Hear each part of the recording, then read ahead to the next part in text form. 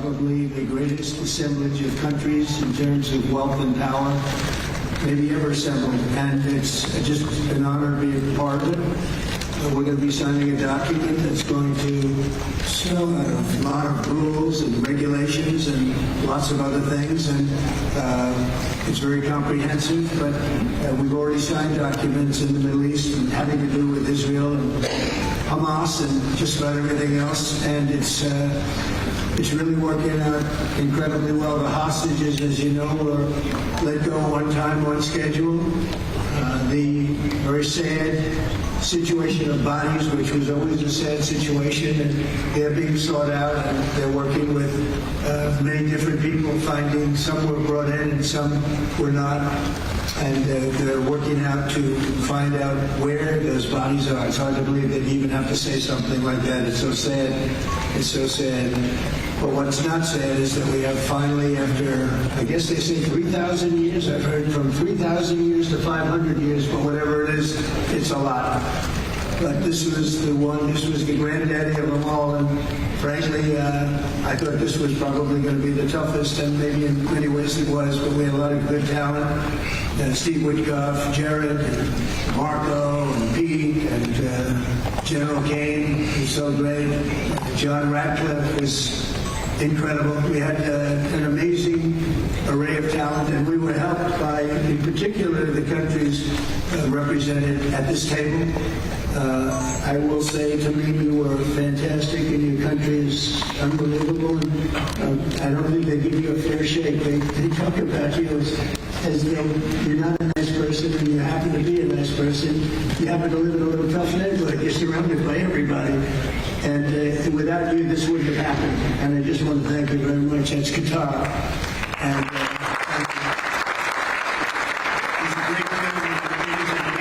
he's an amazing leader. And another man who's been a friend of mine for a long time, I don't know what it is. I like the tough people better than I like the soft, easy ones. I don't know what the hell that is. It's a personality problem, I suspect. But this gentleman from a place called Turkey has one of the most powerful armies actually in the world.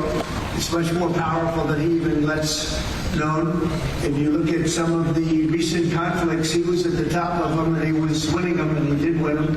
And he doesn't want any credits. He doesn't want anything. He just wants to be left alone. He's a tough cookie, but he's been my friend.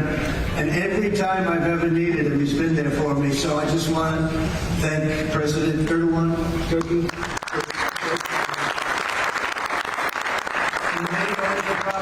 Because he is difficult. They call me. They said, would you do me a favor? Could you speak to Erdogan? And I do, and he never fails us, right, General? He never fails. He's amazing. So I just want to thank you for the friendship. It's great. Thank you very much. And then, of course, we have the host tonight, and I just want to thank you very much. It was a reason we chose Egypt, because you were very helpful. And very, very helpful. Everybody wanted to have this, but we really thought it was appropriate. And you are a great leader. You have very little crime. You have problems that other countries don't have. And, of course, nothing's perfect, but the job you do is amazing, and I want to thank you. Another one, he's been my friend right from the beginning during the campaign against crooked Hillary Clinton. Have you heard of her? We were both downstairs waiting to go up to meet this gentleman who has a place called Egypt, the oldest civilization. They say 6,000 years. China is 5,000 years, but you're actually number one, 6,000 years. Can you believe it? But the oldest, they say, civilization. But so I went up to meet him first. We liked each other so much that she waited for about an hour and a half. And I think your meeting lasted about 2 minutes with her. So I always remembered that. But that was our first meeting. We had great chemistry together. And he's a fantastic man and a fantastic general, by the way. But he's a great president. And I want to thank Egypt and all of your representatives for treating us all so well. Thank you very much. So we're going to be signing, and we're really representative of a whole group of nations, and they're sitting behind us, and you know most of them. I can tell you this guy's got so much money. They all have so much money. There's more money and power sitting behind us. I love that they're behind us. They've never been sitting behind anybody before. This is a unique position for them, but they are seriously, they're among the most powerful countries in the world, the richest countries in the world, and there's never been really an assemblage like what we have today. I don't think, Tamim, I've never seen it anyway.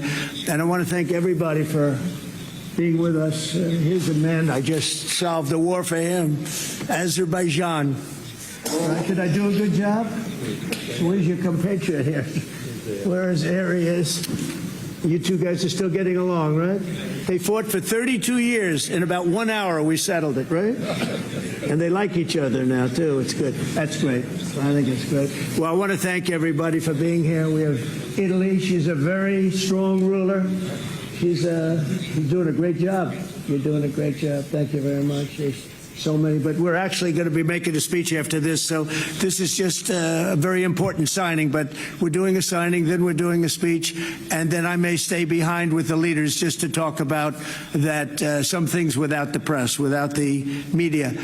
But I want to thank the media for you've been so respectful on this deal. You know the importance of the deal, and I really, it was so pleasant to watch. I was on the plane for quite a while listening to the various newscasts, and they were all fair. They were talking about how incredible this is. This is an incredible day for the world, let alone the Middle East. So I just wanted to thank the media. They really treated it with respect. I wish you could be like that on other things, but that's perhaps too much to ask for. But on this, tremendous, everybody feels the same. Just tremendous respect, and we appreciate it very much. Can we get the documents, please? Okay. Okay. You'll sign right here. Okay.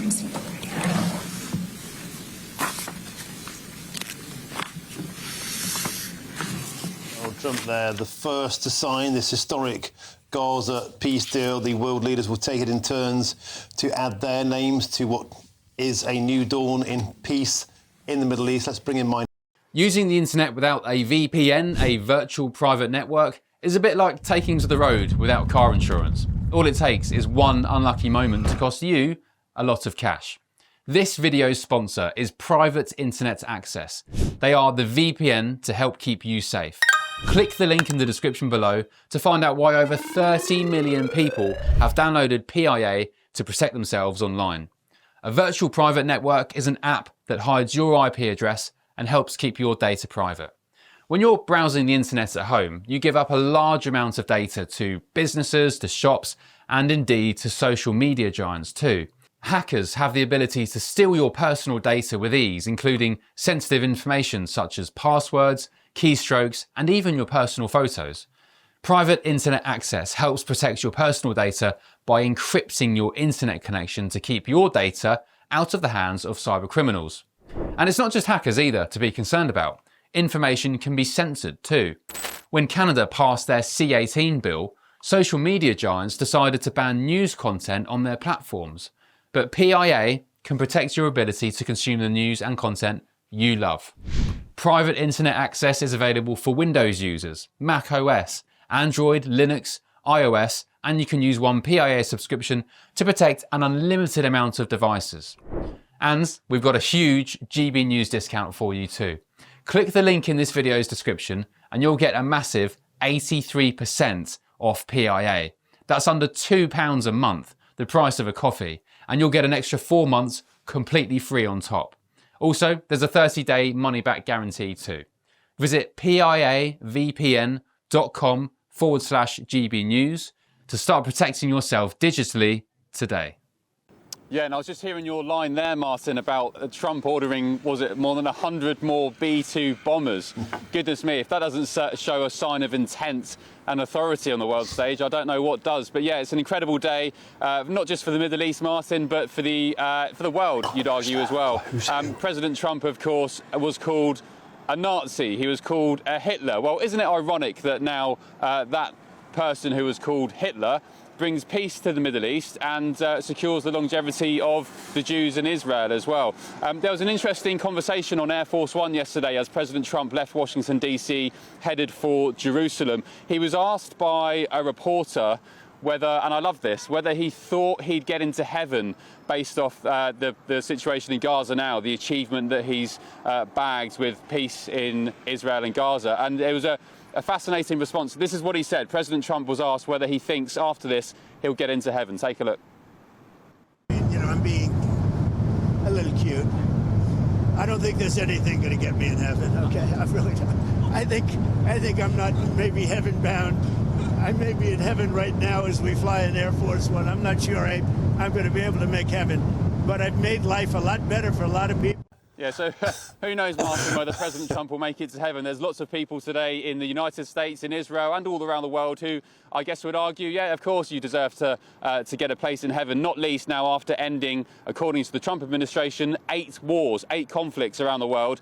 This, of course, is the highlight. The other one would be Pakistan and India, 2 nuclear superpowers, which he sorted out very swiftly. And breaking now, Martin, this is a GB News exclusive from our very own Bev Turner. She's tweeted a couple of minutes ago, our Bev, saying, I'm hearing that President Trump may be meeting Zelensky of Ukraine at the White House on Friday. Can he end 2 wars in 1 week? It's exactly the sort of slam dunk he would relish. Follow it all on GB News. So Bev Turner there, highly sourced sources in the White House. Bev, of course, is very well connected here in DC. Suggesting that Zelensky will now be coming into the White House on Friday. Could we be seeing, Martin, a 9th war ended under President Trump, the so-called peace president now? If Zelensky's presence at the White House is anything to do with ending the war, goodness me, I don't know what the Democrats would say, those with Trump derangement syndrome. Even today, Martin, those with TDS can't bring themselves to mention Trump's name. Elizabeth Warren, a leading Democrat here in the US, Trump would probably describe her as a far-left liberal lunatic, but she tweeted a few minutes ago talking about the end of the war in Gaza. Still couldn't bring herself to name President Trump in that. So, yeah, a GB News exclusive there. Bev Turner, her sources in the White House suggesting Zelensky could be in town on Friday, and it could be, maybe, pending the end of the war in Ukraine as well. That would be a truly astonishing moment. Zelensky there. We hear from Bev Turner in the White House on Friday. Ben, could I ask you, one thing I'm so fascinated about when people are you're right there, the crucible of power, you know, America flexing its muscles politically, militarily, financially, in a way that I think is just genuinely just mind-blowing. They were saying today, Donald Trump, we got rid of ISIS in 3.5 weeks. We were told it wasn't possible. We just went in, we got it done. First of all, we bombed them. We just got the job done. And just talking again about this endless kind of reordering of military hardware, and everybody in that room just watching thinking, wow, you know, if I'm one of Donald Trump's opponents, what's the point? I'm going to be wiped off the face of the earth. I want to ask you, you say there are people with Trump derangement syndrome, but a lot of people that I'm hearing from who voted for Donald Trump, they can't believe their luck. They've got a president who actually is good for his word. He said he was going to end wars, and it could be 9 by Friday. Yep, there's such a enthusiasm here in DC and all across America. Since I've been here 5 or 6 weeks, I've been to Arizona, Philadelphia, New York, West Virginia. I've travelled around a little bit, and there is such an enthusiasm for this administration of just getting things done. Yes, maybe in yesteryear, President Trump, just with his, you know, the way he speaks to people, the language he uses, because, you know, he's like no other politician we've had before. He's so open, he's so transparent. Maybe sometimes he would have rubbed people up the wrong way with his openness and kind of throwing out the old guard of the way politicians used to handle themselves. But Americans on the whole, from what I've met here, they are so proud of this president, the way they're getting things done, the way he's putting the National Guard on the streets in various crime-ridden cities. He highlights problems and then delivers solutions. And I was just speaking to my cameraman, Ben, off air a minute ago, and I was saying, look, I was said a couple of years ago, and I was scoffed at by some people by saying President Trump, I think, will go down as one of the most, if not greatest, at least the most influential presidents that America has ever seen. And we were talking about maybe whether it would, you know, that kind of vibe and that lift in the mojo would disappear once President Trump hangs up his boots. And I guess you've got the likes of J.D. Vance, Marco Rubio, the Secretary of State, who can pick up the mantle. They'll continue that sort of MAGA way of running things, the openness. But you'll never get another president like President Trump again. You'll get maybe MAGA light, President Trump light, but yeah, I think even though I was scoffed at, Martin, a couple of years ago by saying he'll be up there with the greats, I think many more people today, at least, will kind of go along with that kind of consensus. Sorry is the hardest word to say. It isn't. It's thank you. I'm not hearing anybody say thank you on the BBC. I'm not hearing anybody say thank you on CNN, all around the world. Even on one of these truly momentous days in world history, they can't say thank you. Ben Leo, I'm going to let you go now before you get blown off into the ether there in Washington, D.C. Hanging on to your hat. Ben Leo, superb. Tune into The Late Show Live. Great exclusive there from Bev Turner, by the way. Just to repeat that, I'm hearing from sources that President Trump may be meeting Zelensky at the White House on Friday. Could he end 2 wars in 1 week? Exactly the sort of slam dunk that he would relish. Ben Leo, thank you very much for joining us live from Washington, D.C.